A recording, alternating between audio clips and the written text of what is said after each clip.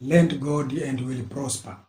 There are moments when God wants to bless you, but before he puts something into your hands, he wants to see what he can use from your hands. Our main text for this morning devotion is Luke 5, verse 1 to 11. Peter had a boat. It was his livelihood, his business, and his valuable possession. Yet when Jesus needed a platform to preach, Peter was willing to make his boat available. Peter did not know that his boat would become the starting point of his greatest breakthrough. Sometimes your miracle is connected to something you already possess, but you have not yet surrendered to God. What is in your hands that God can use?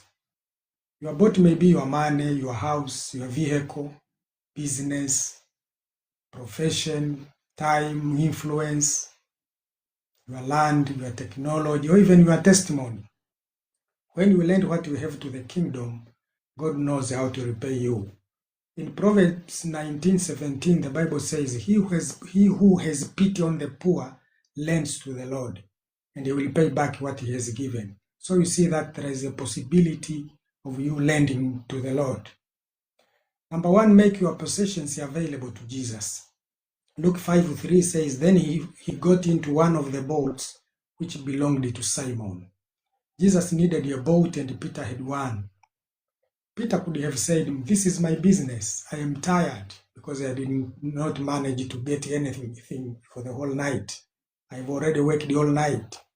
I cannot afford to give my boat away. But Peter allowed Jesus to use what belonged to him.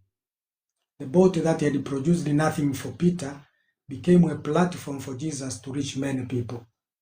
There are things God has placed in your hands that are not only for you. Your house can host prayer. Your vehicle can transport people for kingdom purposes. Your business can create employment. Your money can support ministry. Your skills can save God's people. Your phone can spread the gospel as what I'm doing even now. Your education can solve problems. And the influence you have can also bring people to Christ. Do not ask only what can this do for me. Ask you how can this serve the kingdom. Number two, your empty boat can still be useful to God. Peter's boat was not full of fish. It was an empty boat. Yet Jesus still wanted it. This is powerful because sometimes we think God can only use us when our lives are successful. But Peter's greatest encounter with Jesus happened when his professional experience had failed him. He had worked all night and caught nothing. The boat was empty, but it was still useful. Maybe your business is struggling, maybe your finances are low, maybe you feel that you have nothing significant to offer. Do not underestimate what God can do with what remains in your hands. An empty boat in the hands of Jesus can be useful for kingdom purposes. Number three, when you serve God, he knows where your provision is. After Jesus used Peter's boat, he told him, launch out into the deep and let down your nets for a catch. Jesus knew exactly where the fish were. Peter had the experience, but Jesus had the revelation. Peter knew how to fish. Jesus knew where the fish were. There is a difference between skill and divine direction. You may know how to work, but God knows where the opportunity is. You may even know how to sell, but God knows where the customers are. You may know how to apply for jobs, but God knows where the door is. Your miracle may not require a new boat, but it may require divine direction.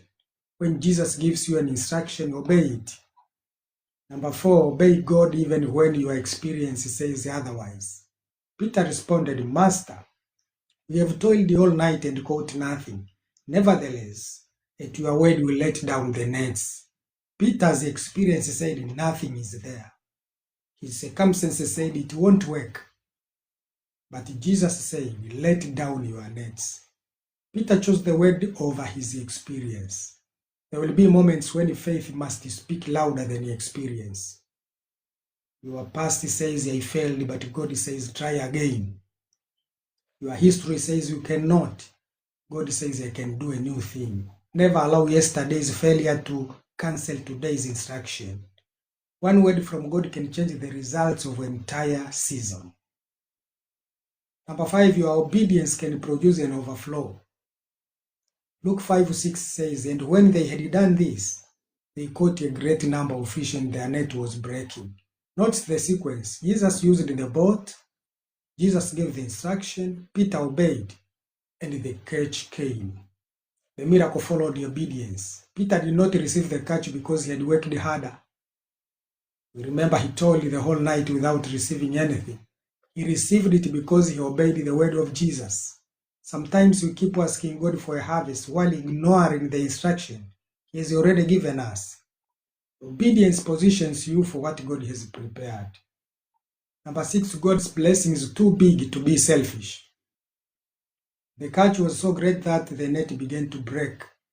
Peter had to call his partners. Luke 5:7 says, so they signaled to their partners in the other boat to come and help them. The blessing was not designed for Peter alone. This teaches us something very, very important. God blesses you so that you can become a blessing. Your prosperity should create opportunities for others. Your success should lift others. Your ministry should disciple others. Your testimony should encourage others.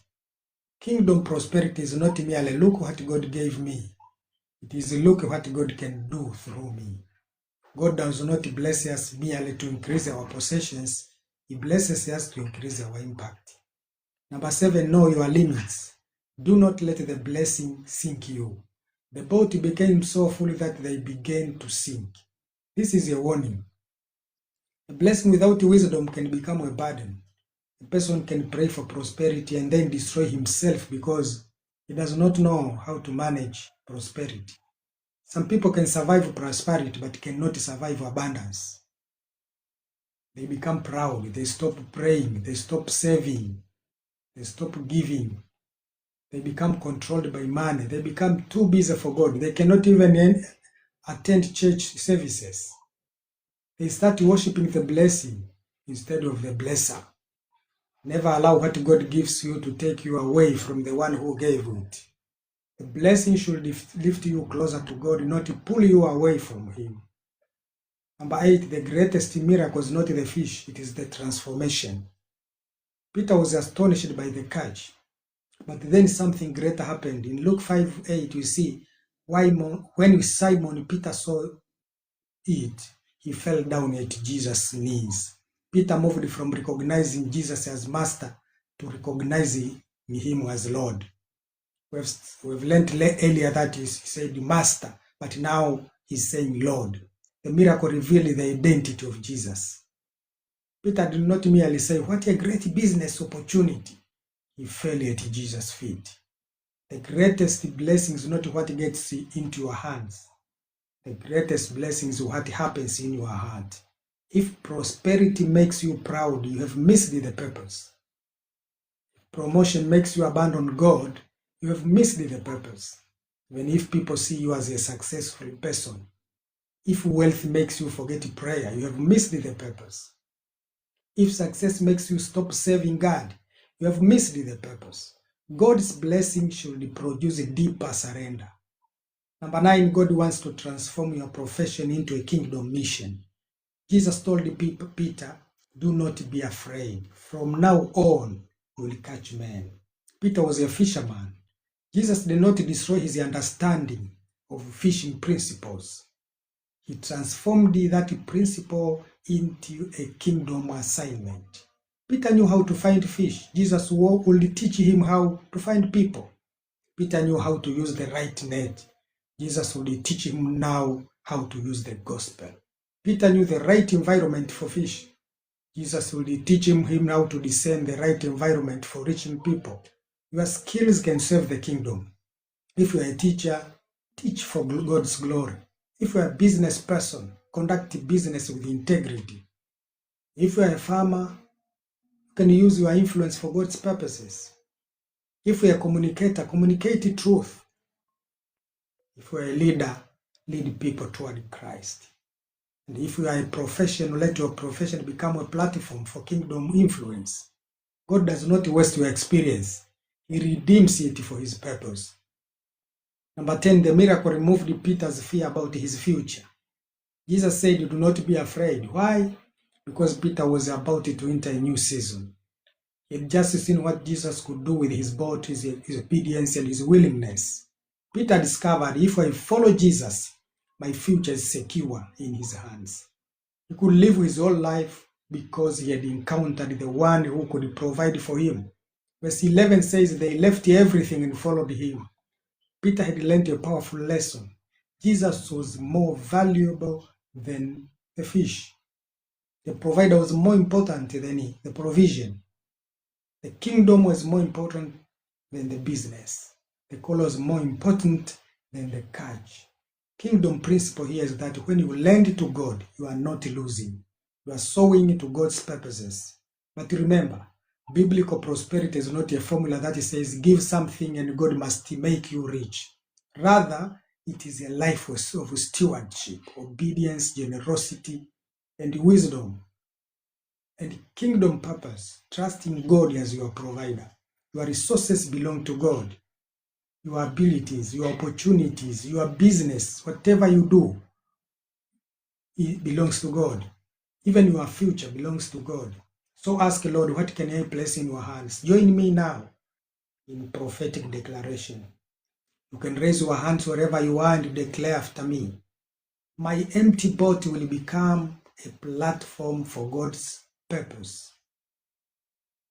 I receive divine direction for my opportunities and provision. I will obey God's word even when circumstances contradict it.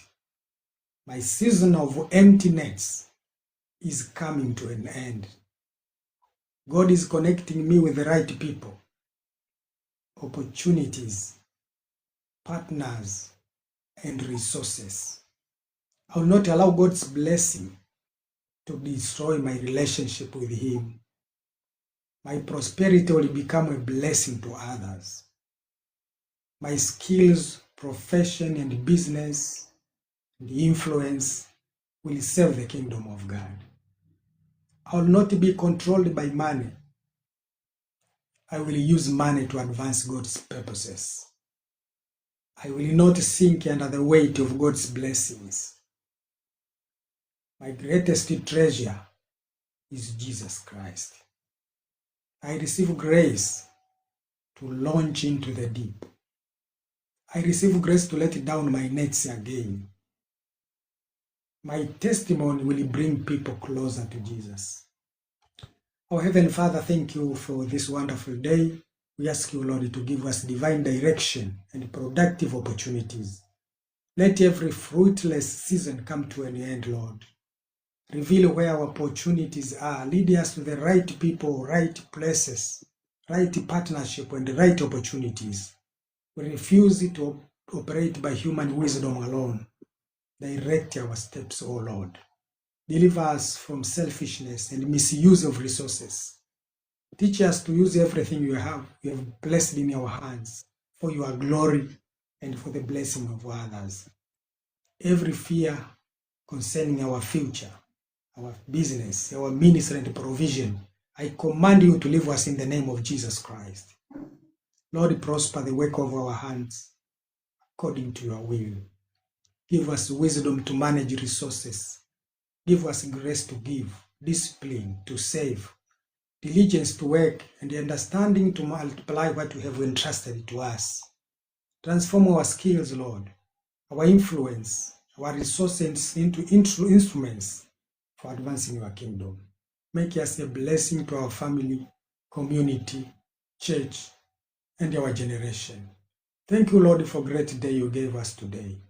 In Jesus' name I pray. Amen. Thank you very much for participating in this session. God richly bless you. Welcome again next time.